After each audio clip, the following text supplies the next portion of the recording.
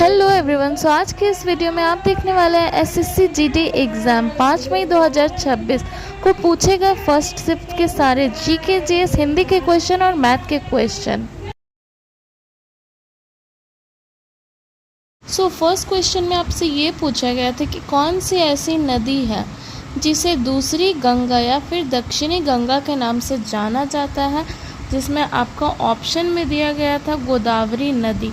तो गोदावरी नदी एक ऐसी नदी है जिसे दूसरी गंगा और दक्षिणी गंगा इन दोनों ही नाम से जाना जाता है। तो ये आपका करेक्ट आंसर होगा। नेक्स्ट क्वेश्चन में पूछा गया है कि 3 घंटियाँ क्रमशः 90 सेकेंड, 120 सेकेंड, 150 सेकेंड के अंतराल में बजती है। यदि वे अभी एक साथ बजती हैं तो अगली बार वे कितने समय के बाद एक साथ बजेंगी। तो यहाँ पे 90, 120 और 150 सेकेंड दिया गया है। इन तीनों का निकाल लेना है एलसीएम। इन तीनों का एलसीएम आ जाएगा 1800 और इस 1800 को हम लोग को 1 मिनट में कितना सेकंड होता है, 60 सेकंड।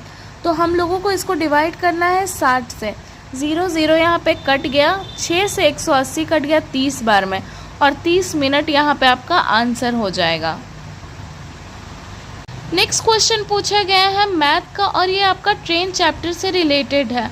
सो यहाँ पे क्वेश्चन पूछा गया है कि एक ट्रेन 40 किलोमीटर प्रति घंटे की गति से चल रही है।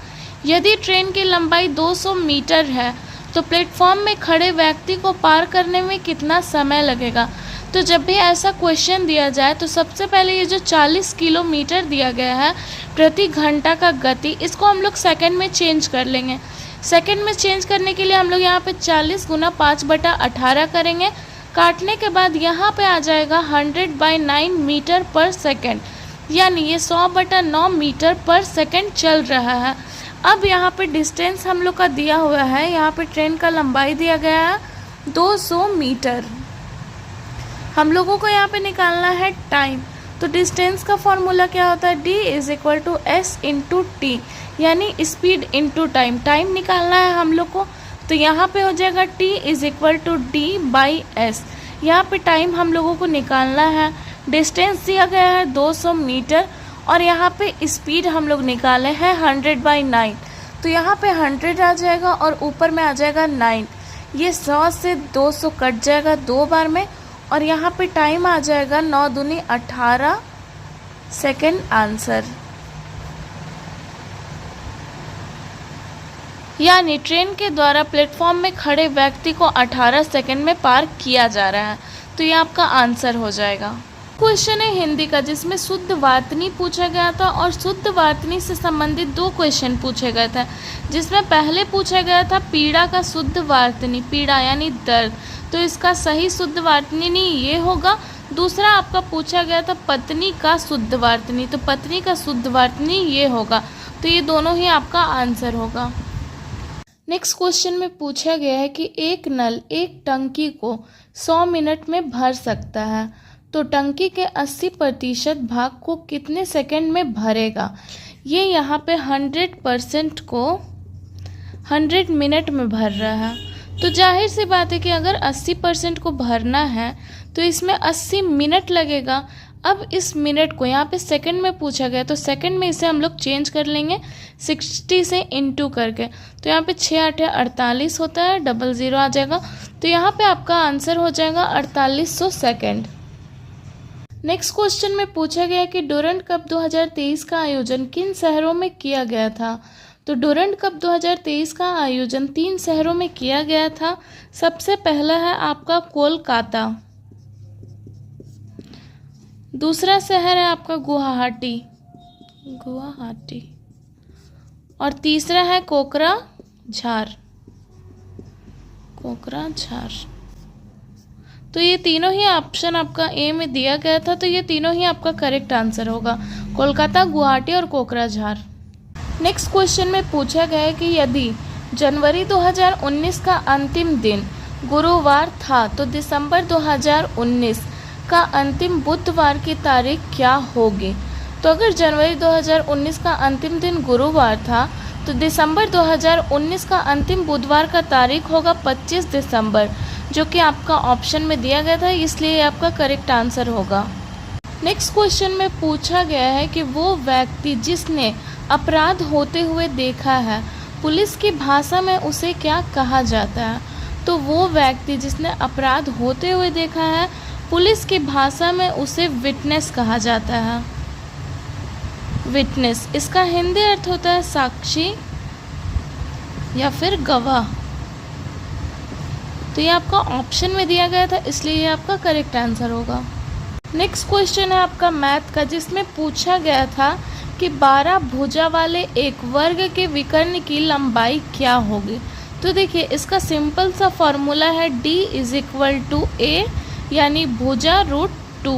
D हम लोगों को यहाँ पे निकालना है, भुजा दिया गया है कितना 12, तो यहाँ पे 12√2 सेंटीमीटर आपका आंसर हो जाएगा। इसमें ज़्यादा कुछ भी नहीं करना है, तो ये आपको ऑप्शन में दिया गया था, इसलिए ये आपका करेक्ट आंसर होगा। नेक्स्ट क्वेश्चन में आपसे ये पूछा गया है कि गैर नृत्य उत्सव में कौन सा वाद्य मुख्य रूप से बजाया जाता है? जिसमें आपका ऑप्शन में दिया गया था ढोल और बंकैया। तो ये दोनों ऐसे वाद्य यंत्र हैं जो गैर नृत्य उत्सव में मुख्य रूप से बजाए जाते हैं। नेक्स्ट क्वेश्चन है आपका रीजनिंग का, और इसमें पूछा गया था कि निम्नलिखित श्रृंखला में इसमें गलत संख्या कौन सा है? तो देखिए, यहाँ पे 0 1 है, अगर इन दोनों को ऐड किया जाए तो यहाँ पे 1 आ गया, ये सही है। अब इन 1 1 को ऐड किया गया तो यहाँ पे 2 आ गया, ये भी सही है। अब इस 2 1 को ऐड किया गया तो यहाँ पे 3 आ गया, ये भी सही है। 3 2 को ऐड किया गया तो यहाँ 5 आ गया, ये भी सही है। पर यहाँ पे जब 5 3 को ऐड किया जाए तो यहाँ पे होना चाहिए था 8, पर यहाँ पे है 19, तो ये आपका गलत है और यही आपका आंसर होगा, क्योंकि यहाँ पे गलत पद को चुनना था। ऐसे तो यहाँ पे 19 और 34 दोनों ही गलत है, लेकिन फर्स्ट में ये आपका गलत हुआ तब ये गलत हुआ, तो इसलिए 19 आपका आंसर होगा। ऑप्शन में आपका 34 भी दिया गया था, लेकिन आपका आंसर ये होगा 19। नेक्स्ट क्वेश्चन में पूछा गया है कि पुलिस द्वारा रात में घूमने या फिर पहरा देने को क्या कहते हैं? तो पुलिस द्वारा रात में घूमने या फिर पहरा देने को इंग्लिश में पेट्रोलिंग कहते हैं, और इसे हिंदी में कहते हैं गश्त लगाना। तो ये आपको ऑप्शन में दिया गया था, इसलिए ये आपका करेक्ट आंसर होगा। नेक्स्ट क्वेश्चन में पूछा गया है कि गंगा और ब्रह्मपुत्र नदी घाटियों में से कौन सा क्षेत्र सबसे अधिक घनी आबादी वाला है? जिसमें आपका ऑप्शन में दिया गया था गंगा बेसिन, तो ये आपका सबसे घनी आबादी वाला क्षेत्र, तो ये आपका करेक्ट आंसर हो जाएगा। नेक्स्ट क्वेश्चन में पूछा गया है कि किस शहर को भारत का मैनचेस्टर कहा जाता है? जिसमें आपका ऑप्शन में दिया गया था अहमदाबाद। तो अहमदाबाद शहर को भारत का मैनचेस्टर कहा जाता है, लेकिन अगर आपसे ये पूछा जाए कि उत्तर भारत का मैनचेस्टर किसे कहा जाता है, तो उत्तर भारत का मैनचेस्टर कानपुर शहर को कहा जाता है, और यही दक्षिण भारत का मैनचेस्टर कहा जाता है कोयम्बटूर को। तो इन तीनों के नाम आप याद रखिएगा, कोयम्बटूर। अगर सिर्फ ये पूछा जाए कि कौन सा शहर भारत का मैनचेस्टर है, तो ये आपका अहमदाबाद शहर हो जाएगा। अगर पूछा जाए उत्तर भारत का मैनचेस्टर कौन सा शहर है, तो ये आपका कानपुर है, और अगर दक्षिण भारत का मैनचेस्टर पूछा जाए तो यह होगा आपका कोयम्बटूर।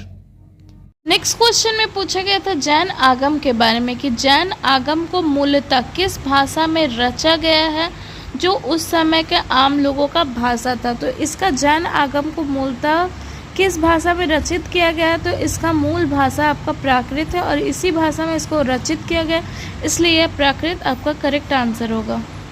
नेक्स्ट क्वेश्चन में पूछा गया कि भारतीय संविधान के किस अनुच्छेद के तहत राज्यपाल को अध्यादेश प्रख्यापित करने का शक्ति प्रदान किया गया है? तो भारतीय संविधान के अनुच्छेद 213 के तहत राज्यपाल को अध्यादेश प्रख्यापित करने की शक्ति प्रदान की गई है, तो अनुच्छेद 213 आपका करेक्ट आंसर होगा। नेक्स्ट क्वेश्चन में पूछा गया था कि दो संख्याओं का HCF 36 है और तीसरा नंबर है 18। तो अगर पूछा जाए कि इन तीनों का HCF क्या होगा, तो यहाँ पे इन तीनों का HCF भी 18 ही होगा, तो ये आपका करेक्ट आंसर होगा। नेक्स्ट क्वेश्चन में पूछा गया है कि भारतीय संविधान के किस अनुच्छेद के तहत राज्य के राज्यपाल की नियुक्ति भारत के राष्ट्रपति के द्वारा की जाती है। तो भारतीय संविधान का अनुच्छेद 155 के तहत राज्य के राज्यपाल की नियुक्ति भारत के राष्ट्रपति के द्वारा की जाती है, इसलिए अनुच्छेद 155 आपका करेक्ट आंसर होगा।